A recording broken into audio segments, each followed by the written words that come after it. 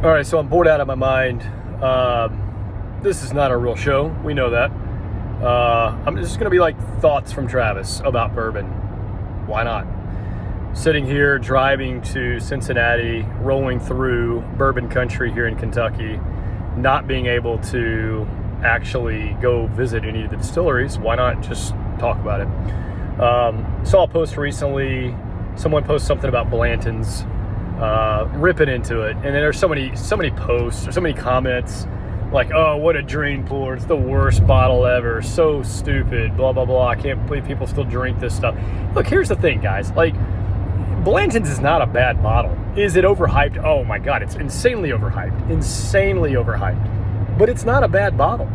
I would call it above average, you know, especially for people who are newer to bourbon, who drink lower proofs. They're not really ready for the barrel strength stuff. Coming in at 93 proof for Blantons. I mean, and it's got a little sweet note to it. It's good. It's not bad.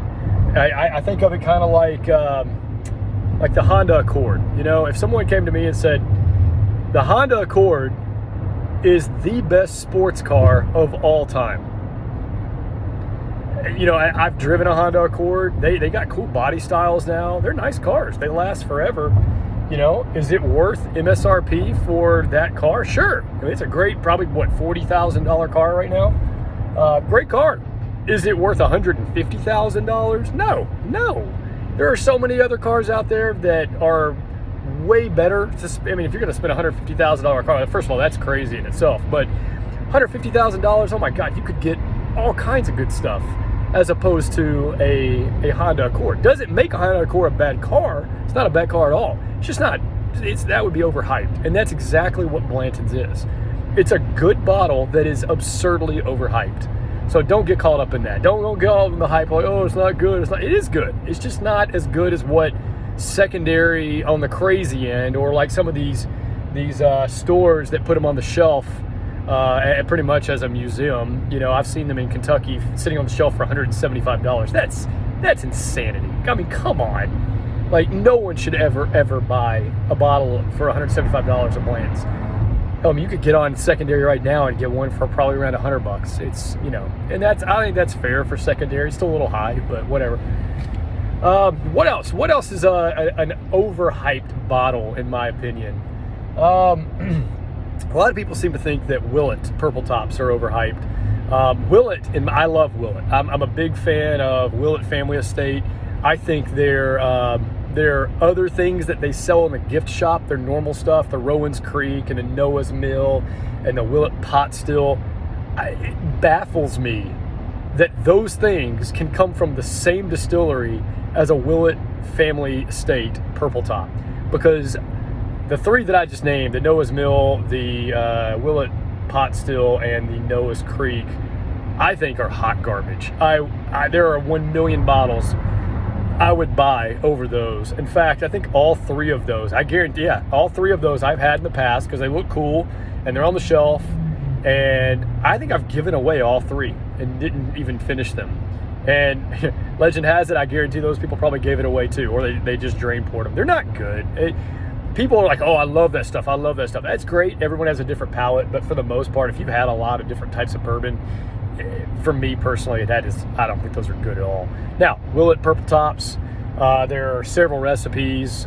You've got the high corn, you've got high rye, you've got the original recipe, you've got a wheated recipe, and then there's other couple little variations between those here and there. But and then a lot of them are not even sourced from Willett. They're sourced elsewhere, from Heaven Hill, from Brown-Forman, other places like that.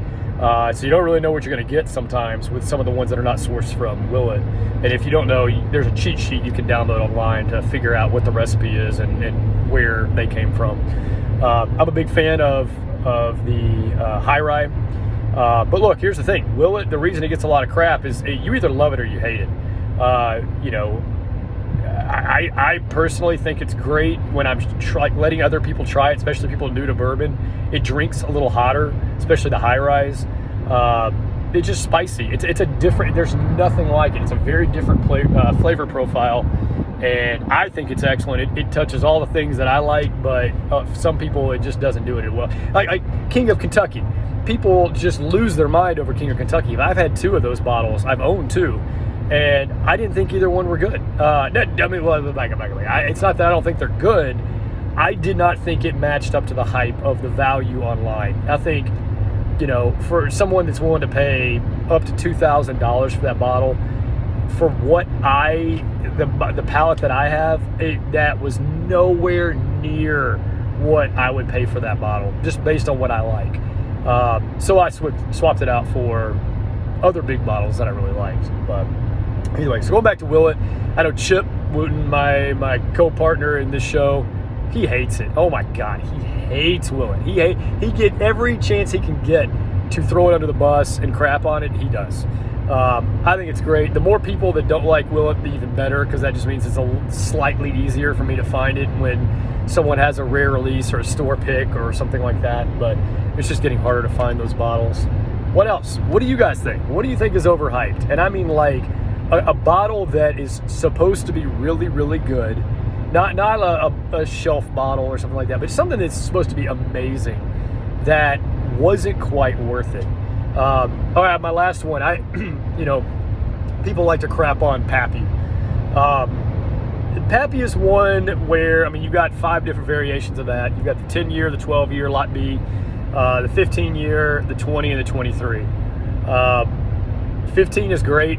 It's fantastic. Is it worth $2,500 in secondary? My opinion, no. You're paying $2,500 to impress people and let it sit on your shelf and pour on a special occasion, but it's good bourbon. I think it's excellent. It's really good. Is it game changing where we've all had those pours where you try something and it's next level, like it's ruined me. I can't drink other bottles now because I know how good this one is. I didn't get that out of Pappy, and maybe it's because I had it later on, and the things that all the bottles that I've tried up to this point, and it just, it's lower proof. It is what it is. It was great. Tastes really nice. Is it worth $2,500? Not for me.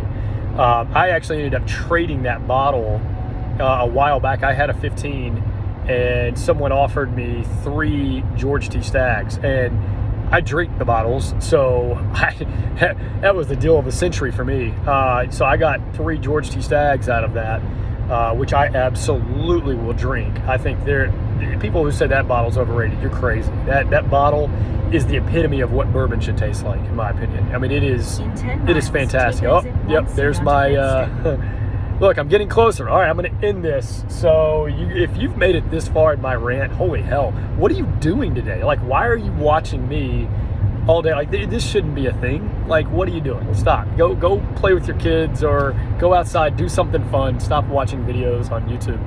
All right, guys, this was fun. Maybe I'll do some more of these when I'm on my trip back. All right.